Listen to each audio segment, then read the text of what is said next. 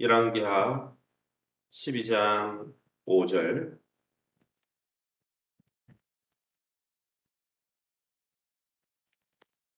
열왕기하 12장 5절입니다. 제가 먼저 읽겠습니다. 제가 5절, 여러분 6절 말씀 읽으면 됩니다. 제사장들이 각각 아는 자에게서 받아들여 성전의 어느 곳이든지 파손된 것을 보거든 그것으로 수리하라 하였으나 6절 요아스 왕 제23년에 이르도록 제사장들이 성전에 파쇄한 데를 수리하지 아니하였는지라. 10절 이에 그 교회 가운데 은이 많은 것을 보면 왕의 서기와 대제사장이 올라와서 여호와의 성전에 있는 대로 그 은을 계산하여 봉하고. 18절 유다의 왕 요아스가 그의 조상들 유다 왕 요사박과 요람과 아하시아가 구별하여 드린 모든 성물과 자기가 구별하여 드린 성물과 여호와의 성전 곳간에 왕궁에 있는 금을 다 가져다 아람 왕 하사엘에게 보내더니 하사엘이 예루살렘에서 떠나갔더라. 20절 요아스의 신복들이 일어나 반역하여 신라로 내려가는 길가에 밀로 궁에서 그를 죽였고. 아멘.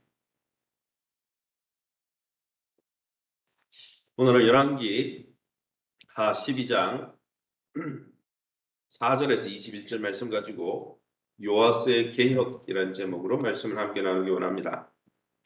요아스는 대제사장이었던 여호야다의 지도를 받던 초기, 그의 통치 초기에는 성전을 수리하는 등 이 남유다의 영적 회복을 위해서, 영적 부흥을 위해서 힘썼습니다. 그런데 이 여호야다라는 제사장이 죽고 난 다음에는 이 왕이 타락해서 우상 숭배를 허용하고, 구약의 마지막 선지자라고 구약에 나오는 선지자 스가랴를 처형하도록 허락하는 것이 역대하 24장의 이 병행 본문, 역대하 24장의 열왕기하 12장과 병행 본문인데 그걸 읽어보면 거기에 나옵니다. 그러니까 누구와 함께 하느냐, 누가 주변의 영적 지도자로 있고 어떤 공동체 안에서 같이 생활하느냐 굉장히 중요하죠. 왜냐하면 요아스라는 왕이 처음에는 잘 가다가 누구 때문에 잘 갔습니까? 제사장 여호야다가 계속 하나님 앞에 살 수 있도록 권면하고 설교하고 코칭하고 이렇게 할 때는 잘 갔어요. 근데 죽고 나서 주변 사람들, 이상한 사람들, 또 자기 생각에 푹 함몰돼 있으니까 또 옛날 왕들처럼 우상숭배 허용하고 하나님의 선지자를 처형시켜버리고 극단적이잖아요. 그죠? 그래서 여러분, 우리가 믿는 사람들하고 잘 교제해야 되는 거죠. 또 영적 지도자들과 잘 교제해야 되는 거죠. 그러면 오늘 이 본문을 통해서 우리에게 주시는 교훈이 뭡니까? 5절 말씀입니다. 제사장들이 각각 아는 자에게서 받아들여 성전의 어느 곳이든지 파손된 것을 보거든 그것으로 수리하라 하였으나 안 했다는 거죠. 그죠? 요아스는 바알 신앙에 빠져있는 백성들의 신앙 회복을 위해서 제일 먼저 이 요아스 왕이 제사장 여호야다의 권면을 받아서 하려고 했던 게 뭐냐? 성전을 수리하려고 했어요. 잘한 거죠. 왜요? 예배가 다 무너져 있었거든요. 바알 아달랴라는 이상한 왕비가 아합의 딸이 와가지고, 그죠? 이 나라를 완전히 망쳐놨죠. 하나님 예배당은 있는데 예배를 바알에게 드리고 막 이렇게 하니까 예배가 다 무너져 있었죠. 그래서 성전을 회복하려고 했던 거죠. 그래서 성전에 들어오는 모든 헌금, 개인이 바치는 의무 헌금, 감사 헌금을 성전 고치는 데 사용했습니다. 사랑하는 성도 여러분, 신약시대 참 성전으로 오신 예수님과 성령의 전인 우리 관계에도 보수해야 될 부분은 없습니까? 하나님과의 관계 안에서 우리는 회복해야 될 부분은 없습니까? 우리 자신을 돌아보고 영적으로 하나님과의 바른 관계를 회복하시기를 예수 이름으로 축원합니다. 6절 말씀입니다. 요아스 왕 제23년에 이르도록 제사장들이 성전에 파손한 데를 수리하지 아니하였다 했습니다. 요아스의 이 성전 수리 계획을 세운 23년이 지나도록 진전이 없었다는 거예요. 왜 그랬습니까? 당시 제사장들이 백성에게 그 헌금 수리하는 명목으로 돈을 받지도 않고 성전 부서진 곳을 고치지도 않겠다고 했기 때문입니다. 아마 이 시대에는 바알 신앙이 막 융성하다 보니까 예배가 안 드렸을 거예요. 성전에서. 아마 그랬을 겁니다. 그랬을 거라고 다 성경학자들이 축을 하고 있는데요. 그러다 보니까 이제는 예배를 안 드리던 그런 제사장들이 뭐 성전을 보수하지도 않겠다. 자신들의 권익을 위해서 제사장들의 권익을 보호하려고 하다가 여호와의 신앙을 강화할 수 있는 성전을 회복할 수 있는 기회를 놓쳐버린 거죠. 그런 게 여러분 사사로운 이익 때문에 교회를 회복하고 하나님 나라를 회방하는 일이 없도록 우리는 우리 자신이 조심해야 되는 거예요. 이 본문에 보면 제사장들이 그랬다잖아요. 그죠? 어떻게 보면 영적 지도자나 중직자들이 그랬다는 거죠. 그렇게 사랑하는 성도 여러분, 우리 교회가 지금 골든타임을 놓치지 않기 위해서 1대1 양육, 풍삼초, 풍삼첫, 풍삼기를 통해서 우리가 교회를 영적으로 다시 회복시키려고 하는데 이 일에 저와 여러분이 잘 협력해서 주님의 성전, 주님의 몸된 교회를 잘 세워가기를 예수 이름으로 축원합니다. 10절입니다. 이에 그 교회 가운데 은이 많은 것을 보면 왕의 서기와 대제사장이 올라와서 여호와의 성전이 있는 대로 그 은을 계산하여 봉했다. 이 본문은 이제 다시 마음을 회복해서 제사장들이 이제는 성전 수리에 동참하기로 한 본문이죠.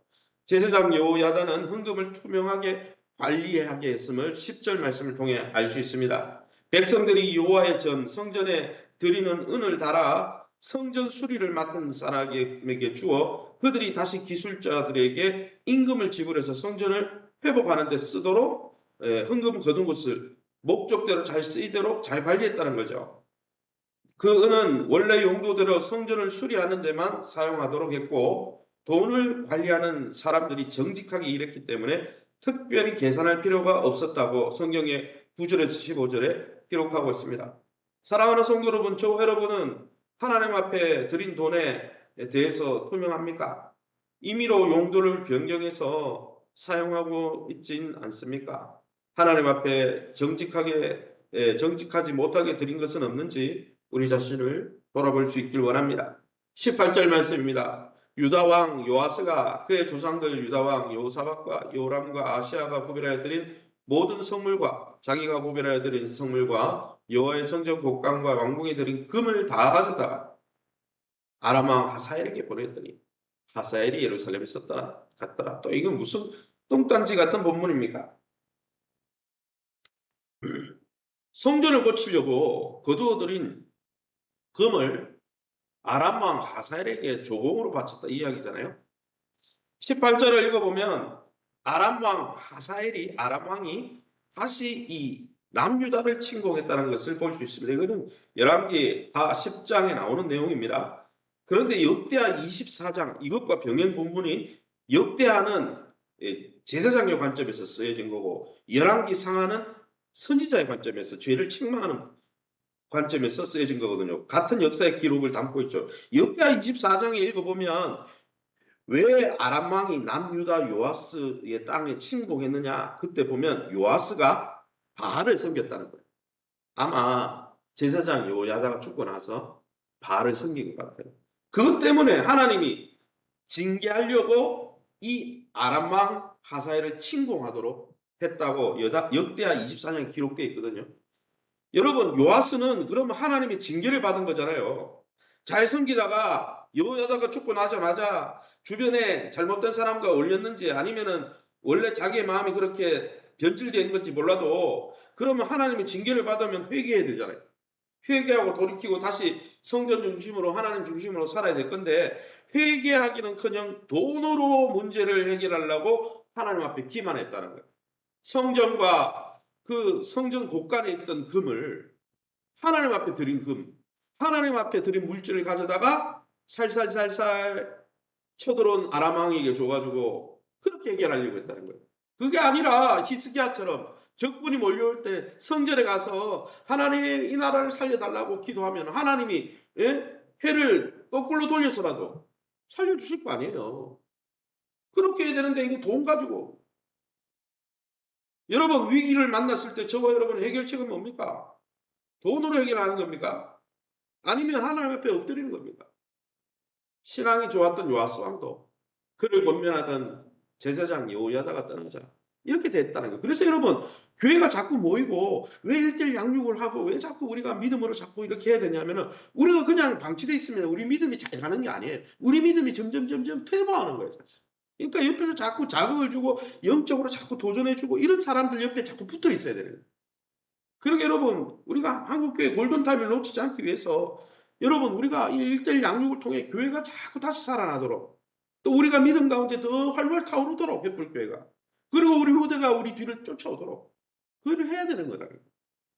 계속해서 마지막으로 20절입니다. 참 어두운 이야기죠. 20절에 요아스의 신복들이 일어나 반역하여 신라로 내려가는 길가에 밀로궁에서 그를 죽였다. 그가 왕 요아스를 죽였다는 거예요. 비참한 운명으로 끝나버려요. 요아스는 예루살렘 성 가장 깊숙한 요새 밀로궁에서 자신의 신복, 자기가 믿던 부하들에 의해서 살해돼 버립니다. 왜 이렇게 됐습니까? 제사장 요야다가 떠나고 하나님 섬기지 않고 하나님이 계속 사인을 줬잖아요.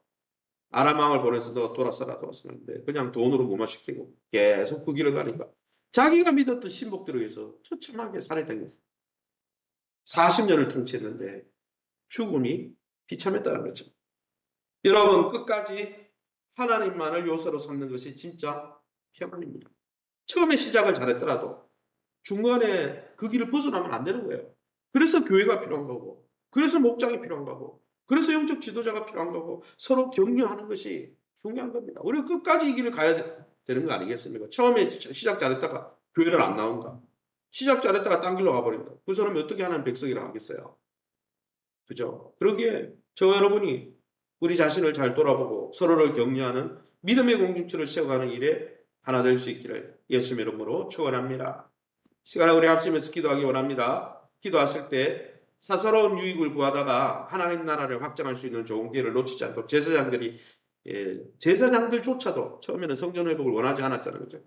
예, 교회가 부흥해야 되잖아요. 교회가 회복돼야 되잖아요. 그죠? 이러한 1대1 양육, 이건 모든 사람들이 한마음 한뜻으로 우리가 이 일을 해야 되는 거예요. 계속해서 하나님 나라를 이 땅에서 누리고 경험하고 선포하는 교회가 될 수 있도록 오늘 SQ 드림스쿨과 우리 구역장님들을 위해서 세우신 교회와 좋은 관계를 맺게 하시고 교회가 주님의 몸인 줄 알고 교회를 사랑하고 교회를 위해 헌신하고 교회를 섬기는 자들을 귀히 여기고 우리 황충구 집사님 회복을 위해서 기도해 주시기 바랍니다. 왜 한우들을 위해서 우리 정주환 우리 학생이 또 이제 수시로 또 지금 이렇게 수시를 지나가고 있습니다. 위에서 기도해 주시고 우리 자녀들 취업과 결혼과 출산을 놓고 우리 합심해서 통성으로 기도하겠습니다. 주여 하나님 아버지 감사합니다.